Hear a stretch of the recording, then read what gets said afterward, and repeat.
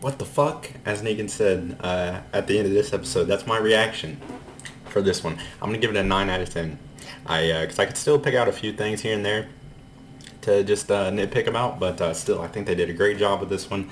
I don't know if it's because we haven't really gotten too much major shit going down with the characters, such as deaths or I don't know, things like that. It's not like anybody died in this one, but they still found a way. Okay, if we don't want to kill people off, what can we do? Okay, we can get somebody winged, we can get somebody bit, and they're people that you wouldn't expect. With Lydia, you know, she's the pro whisperer, so you wouldn't expect her to get bit in a whisper type situation, as well as Judith, of course. You would never expect anything, I don't think, to happen to her. You know, it's super different whenever you see kids get hurt, I think. So, yeah, that was great. Especially with Judith. I love that shit because Angela Kang was talking about it, and she was going somewhere different with it than what I was expecting. She was thinking it mirrors back to, like, Carl getting carried by Rick after he got shot, you know, with Daryl carrying Judith. I was thinking, which they still may go this way, but it's like a full circle thing where we're going to wake up with Judith in the hospital at the start of the next episode, like how we wake up with Rick in the hospital at the start of the first episode. You know, being her child and everything. They still may go that way, which I think that would be a wasted opportunity. I know they've kind of done the full circle thing with Rick getting hit with the rebarb there, and again, I don't know if Judith got hit in the shoulder or in the stomach, but yeah, I love that shit. And we're gonna skip from talking about like the beginning parts like we usually do, and then go to the end. We're gonna start at the end this time. So yeah, even though I still would really like to know why these smart zombies are here all of a sudden, and I still am going to need them to give us a reason for that, which I think that they will, again with the Daryl spinoff, but I cannot deny that it is epic. Yeah, seeing them come to the wall and just start overflowing, and they don't have time to think about, okay, why is it happening? They just have to deal with it, you know? So, yeah, that was crazy, and then colliding with Judith getting shot at the same time. And speaking of her getting shot, the shootout was was pretty epic as well, with her, of course, jumping in to save Maggie. And I like how Pamela is actually getting in the action. You know, you'd expect her to just be the person behind the desk, but no, she's getting into it. And then as well, you know, she's tore up about Judith getting shot too, to a certain degree, because, you know, even though they're bad people, she still wouldn't want a kid to get shot. You know, that changes the game, obviously. So yeah, Maggie's like, oh shit. Daryl comes out. Love this scene. Even though it was a little ridiculous, having Daryl come and shoot this fire hydrant, I can't deny that it was still pretty badass and epic. It's stupid because by the time he throws this fire hydrant, I'm pretty sure. There's Gabe shooting out of his blind eye again. Everybody is gone, right? So, I mean, I guess, yeah, they're kind of trying to get out of there. Still not run into anybody, but, okay, whatever. It was still badass, the fire hydrant throw, and him shooting it. So, as well as so we talked about the climbing zombies, as well as Negan dropping it. Something so simple, but I love, of course, Negan cursing so much in the comic, so finally we get some of that in the show, and brought up beautifully put by Negan, and just a great moment for him seeing these zombies start to climb. It's like, wait, what the fuck? That was great, I love it. I guess my internet's running slow today. I'm having trouble buffering some of this mic. Apologies for the delay. The fuck? Oh, there we go. That was great, and the way the music plays behind it too. Oh my god, I was in tears laughing at that shit.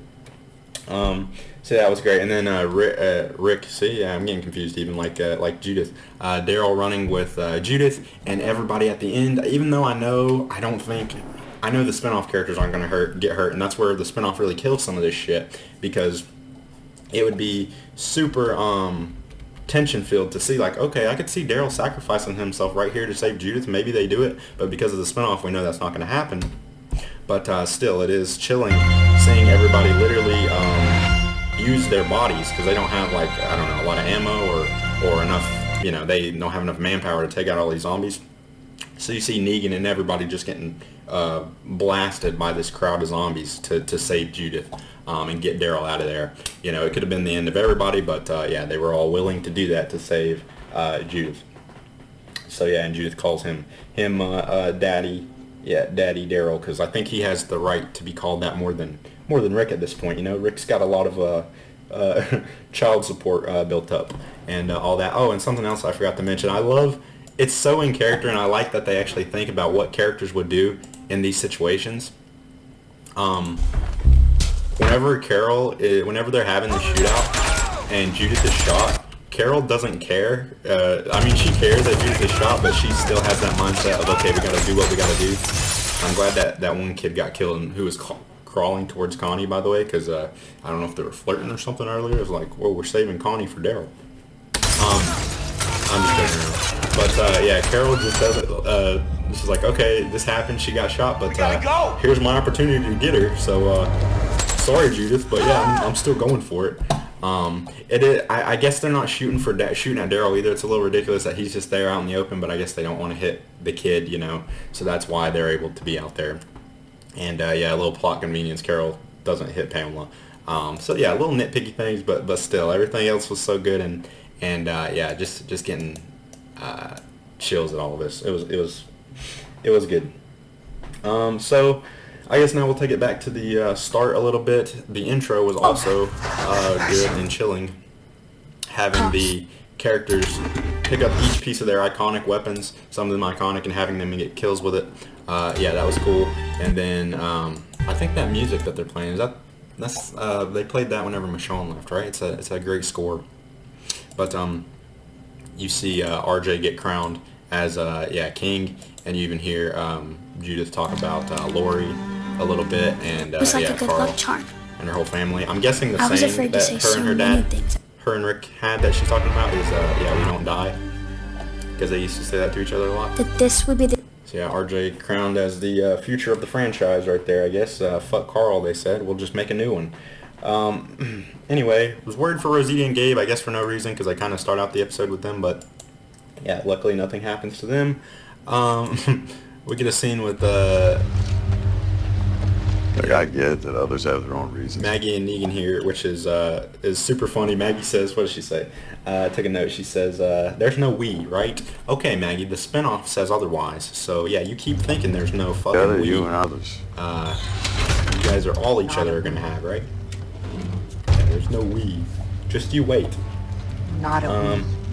Anyway, yeah, Daryl again has to be stressed out by Judith. Tell her, yes, you can come along, which, yeah, seeing how everything played out, that was a great choice having her But I need you here. come along. Daryl. And, let's see. We see Eugene in here You three need to lay low. getting saved, and he has a great line to Mercer. It's nice seeing Mercer on the good side now. And a lot of people were complaining last week, oh, why didn't he say anything before, you know, to the end to them? Well, like he says, it would have put them in a compromising position. But it was great having Eugene have the line. He was like, "You're just joined the long line of people who have saved my life." First, I need to gather enough troops willing to make a move on Pamela. There was a train kill in here somewhere. I'm not sure I'm going to be able to find it, but it was just something cool that they, I'm glad they added. They had a walker. Yeah, just get absolutely pelted by a train, just because. And then, of course, I love Gabe and Rosita. Great scene between the two of them here. She's like, yeah, is my fate, is your faith telling me that the kids are going to be okay? And he's like, no, she's like, no, it's my, or he's like, it's my faith in you. So just great dialogue between the two of them. We're gonna get especially Gabe. Love Gabe's character, of course. Connie was getting a little flirty with the soldier in here, I thought. I mean, just because she fucking talked to him. She's not allowed to talk or sign to anyone than Daryl, excuse me. No, I'm just being sarcastic. They were just setting you up to feel bad about him dying later on. And again, another great scene in here was Negan and Ezekiel, where He's found. Ezekiel has his iconic, you know, and yet I smile after everything he's been through, and them just kind of talking about why they saved each I've other. done a lot of things. I thought was great. And Negan's line in here as well. You know, if you think I'm thinking that I'm better than you guys, But you're you telling just me haven't been you could paying attention. Yeah, I thought that was great. A lot of reasons. between the two of them, how it's been building up, and I enjoyed that with their characters. Judith has a line that made me laugh on the fucking on the train, just awkward out of nowhere, because you know it's just they have to bring it up sometimes, but they don't bring it up often enough. But she's like, yeah, so haven't heard from mom in a while. It's like, oh yeah, Should be real proud. it's still a thing, but yeah, they kind of blow her off. So I just thought that was funny. And Daryl says, he has a line here where he's like, one day I'm gonna tell you all the stories about everybody that died that I can remember. And it makes me think, okay, are they gonna do the time skip? They keep making me think they're gonna do the damn time skip. And maybe Daryl is telling her stories and then she's passing them on.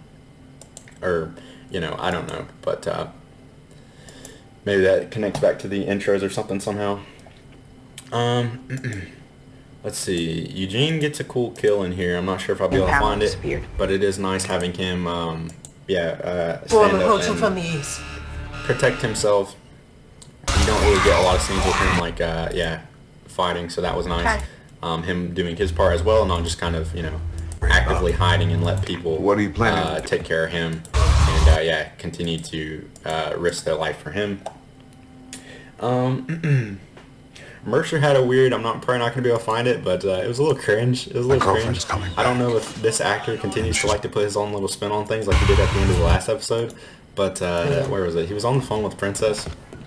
Mercer. And when he hangs up the phone with her, he's like, yeah. Safe for now. I was like, ew, don't Where are you? do that. Maybe it had some charm to it for some people, but for me, I was like, what the Train. fuck's going on here? But yeah, some people are just like that, right? So I guess it's fine.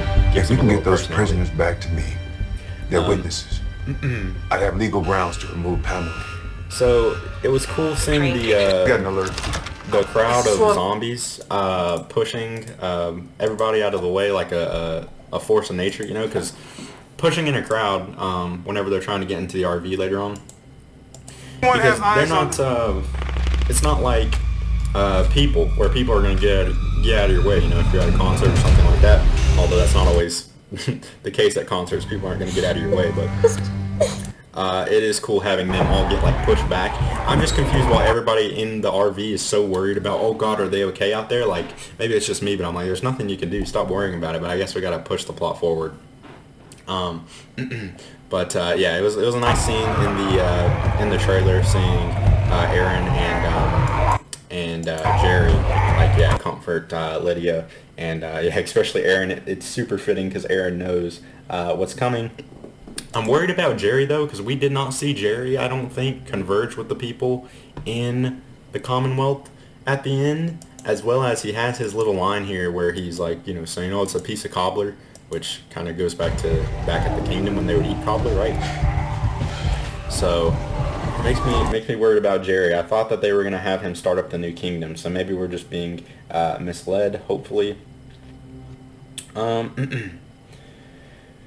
So, and then we get to the stuff at the end of the episode, which I think I kind of already covered, right? So that might be all I got to say about this one, but yeah, obviously I really enjoyed it. Let me know what you thought about it, and yeah, I will see you in the next one. Yeah, 2 weeks, the last one. It's yeah, it's really sad. I can't believe it, you know. I'm probably going to be doing some little YouTube shorts and stuff in between, talking about like how I got started watching Walking Dead, and yeah, just different, maybe little special things, since I do have a week. We'll have a week in between the finale for that. So, of course, subscribe for that. And yeah, I will see you in the next one, the last one.